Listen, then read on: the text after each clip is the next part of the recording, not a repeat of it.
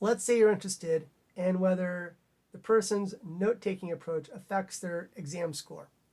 And so you have a group of volunteers, 36 of them, and they're going to take 2 exams. One exam they're going to take after handwritten notes, and the other exam they will take after taking notes with their laptop.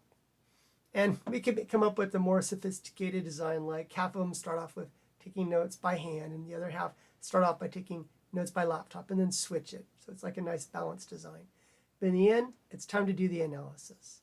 For that type of analysis, we're going to click on the Analyze drop-down menu. We're going to then click on Compare Means and Proportions, and we're looking for the paired samples t-test. We have 2 measurements per person, and we're expecting that they're correlated. That is, that how well someone does on exam 1 is going to be correlated, positively I assume, with how well they do on exam 2, because it's the same person. And so we expect to see some type of correlation. And that's why we're choosing the paired samples t-test, because we think there will be a correlation between these 2 measures, and it allows us to use a fewer number of participants. Each person is basically serving as their own control. So, Analyze drop-down menu, Compare Means and Proportions, and we're clicking Paired Samples t-test. Our 2 dependent variables are exam score after handwritten notes. We move it on over, and exam score after taking notes using a laptop. And we move that on over. Then we click OK. Here are our results. Numerically, people did better when they took the exam after having done handwritten notes versus when they took the exam after taking notes using a laptop.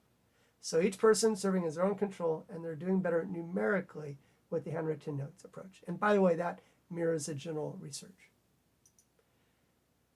There is a positive correlation in this study between people's performance on the exam after handwritten notes versus taking notes with a laptop. That correlation is a small positive correlation of 0.345. And it's statistically significant as a 2-tailed test. Our p-value is less than 0.05. Finally, when we look at the t-test value for our paired samples t-test, it was 3.972. The degrees of freedom is equal to sample size minus 1. Our sample size is 36. 36 minus 1 gets you 35. And we're doing this as a 2-tailed t-test. And as a 2-tailed t-test, our p-value was less than or equal to 0.01. Not saying that the difference between the two means, the one after handwritten notes versus the one after using a laptop, that difference is unlikely to simply be the result of differences resulting from random selection. Just randomly getting 2 different groups. The difference is so big, it's very unlikely to be the result of that. Okay, so that's how we do this analysis with SPSS. Let's go into game mode now. We have only one hint to get this right. So we'll click on the Analyze drop-down menu. Then we're going to choose Compare Means and Proportions, and then the Paired Samples t-test. We're going to pick our 2 dependent variables, exam score after handwritten note-taking. Let's see, here we go, and move it on over. And also exam score after note-taking using a laptop. And then OK.